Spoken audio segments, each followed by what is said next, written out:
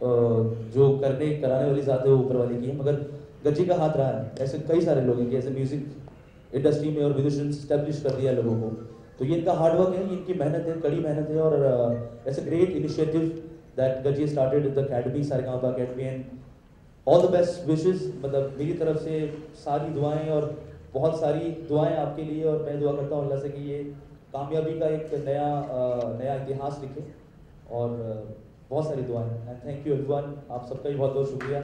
आप सब गुरुजनों को बहुत बहुत धन्यवाद कि आप मौजूद हैं यहाँ, और हम जैसे बच्चों के सर पर आपका हमेशा हाथ रहे। Thank you very much. As Raghav my brother Khushi भाई सेड एवरीथिंग, बोल दिया लोगों ने जो भी बोलना था। एंड मैं सिर्फ दो ही चीज़ें बोलूँगा। सबसे पहली चीज़ कि बहुत खुशी है, बहुत ही अच्छा महसूस हो रहा है आपके सामने, इतने बड़े बड़े गुरुजनों के सामने आके यहाँ पर बैठ के।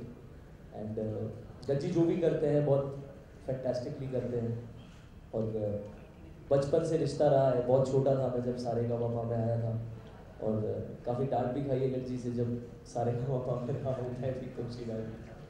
तो एक बहुत खुशी का मौका है ये, और जिस तरह से इतने सारे लोगों की ज़िंदगियाँ बनाई गई हैं गज्जी के ज़रिए, उनके एफर्ट्स के ज़रिए, उनके कामों के ज़रिए, तो ऐसी मेरी दुआ है कि सारेगामा अकेडमी जो है वो भी बुलंदियों तक पहुँचे, और बहुत सारे नए टैलेंट, नए स्टार्स, नए सुपरस्टार्स हमको मिले।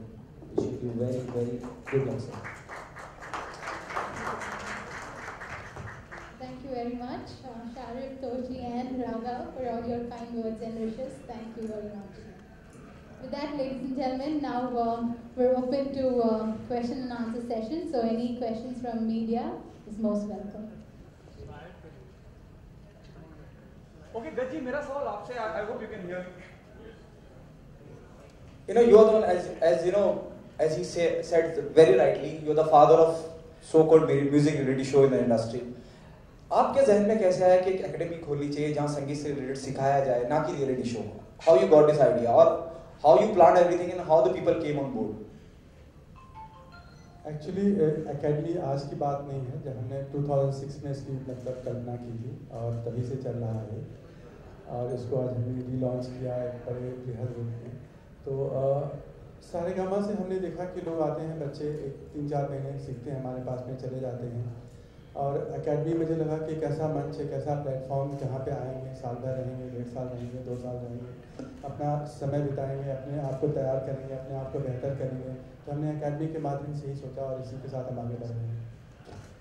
शान, मेरा सवाल आपसे है, I hope you can hear me. क्या कहना चाहेंगे? इस एक नई शुरुआत है, जब हम रियलिटी शो की बात करते हैं, with all due respect, you know, I hope everyone take it on a positive note. जैसे अभी किसी शख्सियत ने कहा कि रातों रात को स्टार हो जाता है रियलिटी शो में जाके। बहुत कम लोग टोशी या शारिफ जितने you know down to earth रहते हैं, लेकिन अचानक स्टार्टअप मिलने से सब हो जाता है। इस एकेडमी में क्या खास होगा, और आपको क्या लगता है कितनी अच्छी शुरुआत है? नहीं, तो रियलिटी शो के साथ अकेडमी को कंपेयर करना ही गलत है, क्योंकि रियलिटी शो जैसे कि राघव ने भी कहा कि 3-4 महीने का एक क्रैश कोर्स होता है, उसमें आपको बस उस एक सब्जेक्ट, एक गाने का एक जो परफॉर्मेंस होता है उसी पर, जैसे अगर उर्दू भी सिखा रहे हैं या लैंग्वेज सिखा रहे हैं, तो उसी गाने में अगर धोखा है या कोई धोखा बोल रहा है तो उसको बदल सकता है।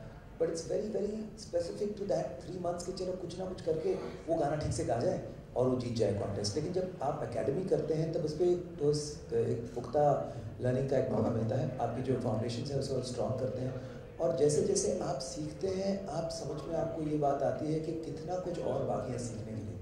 तो जो लोग अगर कम समझ या कम सीख से कुछ हो जाता है तो उनको लगता है बस दुनिया मिल गई, लेकिन जब एकेडमी में जाकर वो एक्चुअली सीखेंगे, जैसे हमारे इतने कमाल के सब गुरुजन हैं, उनको तब ऑटोमेटिकली वो जो आप कह रहे डाउन टू अर्थ या फिर वो स्टार वाली फीलिंग वो नहीं आएगी, क्योंकि उनको पता चलेगा कि और कितना कुछ बाकी है, समुद्र का कतरा भी नहीं मिला है, और वो जब तक वो एकेडमी नहीं जाएंगे वो बात नहीं बनेगी।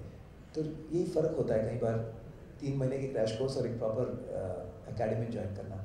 तो इसलिए मुझे लगता है कि ये आइडिया बहुत अच्छा है, जहाँ आपकी फाउंडेशन, आपकी नींव और स्ट्रॉन्ग होगी, और आप एक लाइफ टाइम के लिए म्यूजिशियन बन सकते हैं इससे। हाँ साहब, आप क्या कहना चाहिए? जैसे शान ने जिक्र किया धोखा या शीन, यू नो, शरबत का गिलास या शरबत का गिलास। हाँ साहब, आपसे पूछना चाहूँगा सर। खान साहब से, मतलब जबान का बड़ा दखल होता है और उसके लिए क्या टिप्स देंगे एकेडमी में? ज्ञान अनंत है और मैं खुद भी स्टूडेंट हूँ और सब सीखने वालों से और गाने वालों से मैं यही कहूँगा कि अल्लाह आप सब लोगों को तरक्की दे और हमें आपको सबको सद्बुद्धि दे, सही मायनों में म्यूज़िक कर सकें और सबको तरक्की दे। हमारे मुल्क में खुशहाली आए, जहाँ खुशहाली होती है वहाँ गाना बजाना होता है, खूब गाना बजाना हो, बस दुआएं हैं मेरी, रात दिन गाना बजाना हो, खूब खुशियाँ हैं हमारे मुल्क में। धन्यवाद। Gaji, on what ground you zeroed out the faculty member of the academy? ऐसा कुछ नहीं था कि मतलब ये लोग जिनके साथ हमने कुछ सीखा है, ये लोग जिनके साथ हमारी भूमिका रही है इस अकेडमी को बनाने में, और ये लोग हैं जो सारेगामा के साथ हमने अपने आप को सीखा, तैयार किया है। तो इन सारे लोगों से मैंने रिक्वेस्ट किया, सारे लोगों ने हमारी बात मानी। गौतम दा हैं, गौतम दा के मतलब ऐसे अनुज जी हैं, इन लोगों के साथ हमने मतलब पूरा सारेगामा की जर्नी, पूरे सारेगामा को तैयार किया है। तो ये लोग मुझे लगा कि मतलब जब सारेगामा में इतनी अच्छी भूमिका अदा कर सकते हैं तो अकादमी में क्यों नहीं, और इसको और निखार करके, इसको और बेहतर बना करके आप सबके सामने सब लोग इसका फ़ायदा उठा सकेंगे। Thank you.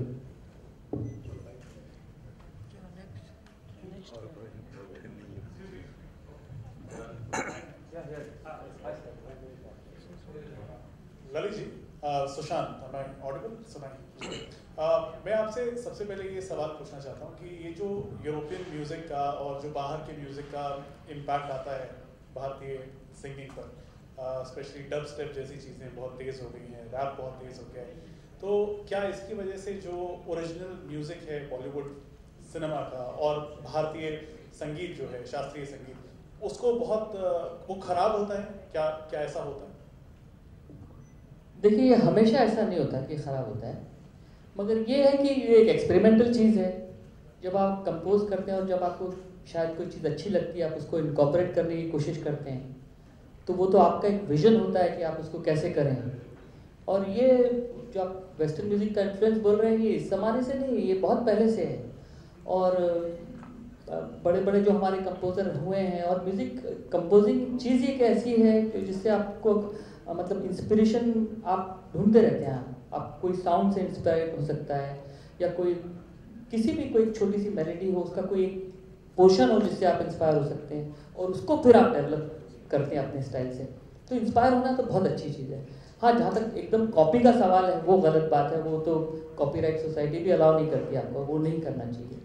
और हम ऐसा सोचते हैं कि हर जो जनरेशन होती है, या 5 या 6 ईयर्स के बाद एक म्यूज़िक में चेंज आता है, एक दौर में एक नई चीज़ शुरू हो जाती है, या कोई एक नया स्टाइल शुरू हो जाता है। तो ये कोई बुरी बात नहीं है। आप भी आजकल भी कई मेलोडियस गाने इतने अच्छे होते हैं, जब आते हैं तो बड़ा मज़ा आता है, उसका एक नया अंदाज देखने को मिलता है म्यूज़िक। तो म्यूज़िक तो एक इवॉल्विंग चीज़ है, और जैसा खान साहब ने कहा कि अनंत है ये, तो इसको तो खोजते रहना चाहिए, इसमें सीखते रहना चाहिए, इसमें डूबते रहना चाहिए, और जो चीज़ आपको इंस्पायर करे उससे ज़रूर एक रास्ता बनाना चाहिए। ये बहुत एक पॉजिटिव चीज़ है, इसको पॉजिटिव स्टाइल में लेना चाहिए। शान जी, शान इधर मैं इधर ही जी। मैं आपसे ये पूछना चाह रहा था कि आपको क्या लगता है कि आजकल जो हिंदी म्यूजिक का जो सीन है वो बहुत ज़्यादा पंजाबी हैवी हो गया, आप ऐसा समझते हैं? इतने सालों में इतने सारे गाने हुए हैं कि कंपोजिंग का जो कॉम्बिनेशन है उसमें फिर भी बहुत सारे स्कोप अभी तक बाकी है।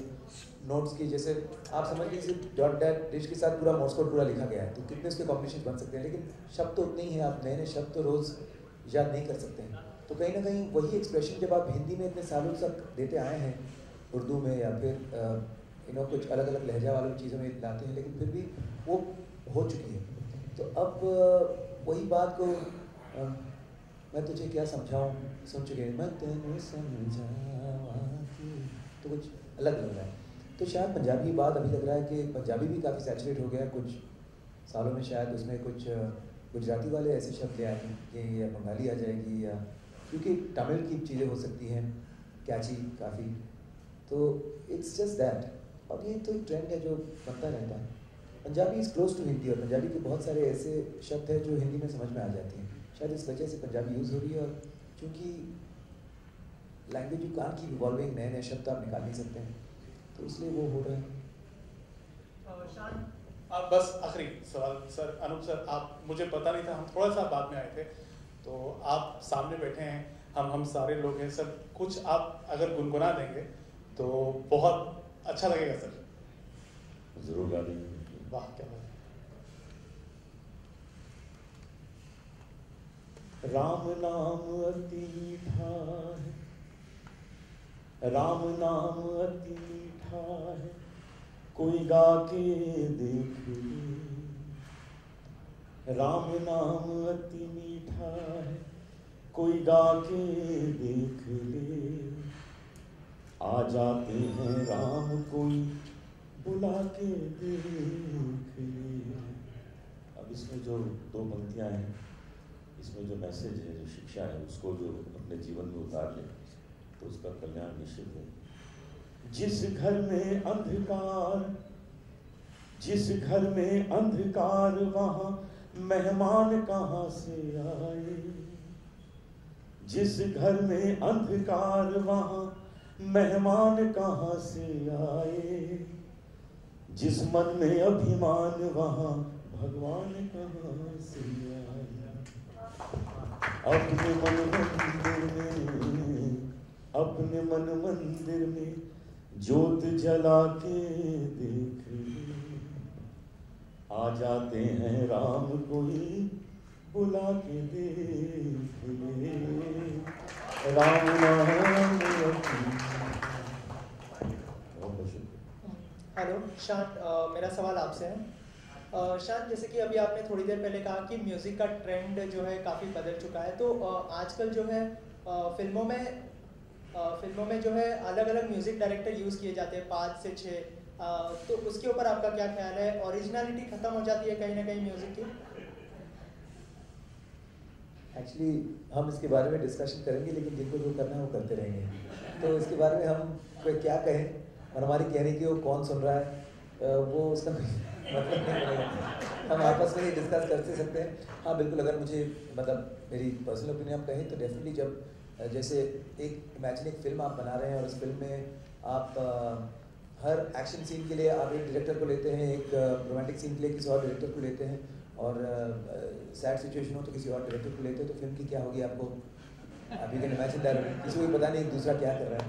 तो इसी तरह से अगर म्यूज़िक को उतना सीरियसली लेते तो शायद ऐसा नहीं करते, क्योंकि इतने सालों से जिस तरह से एक फिल्म में एक प्रोड्यूसर, एक प्रोड्यूसर तो खैर अलग बात है, लेकिन एटलीस्ट एक डायरेक्टर अब तक रहा है, तो as a music director music पर भी एक ही इंसान या एक ही टीम काम करे तो that would be better.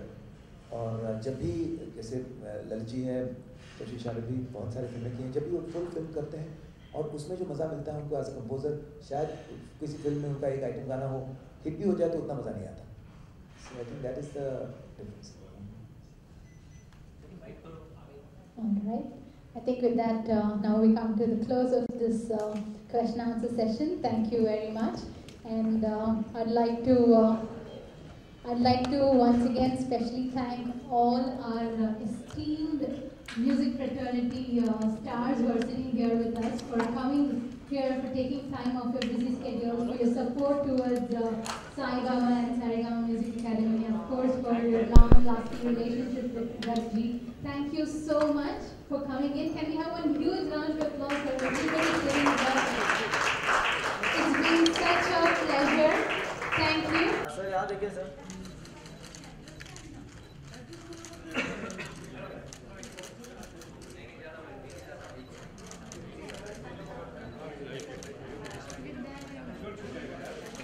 Thank you.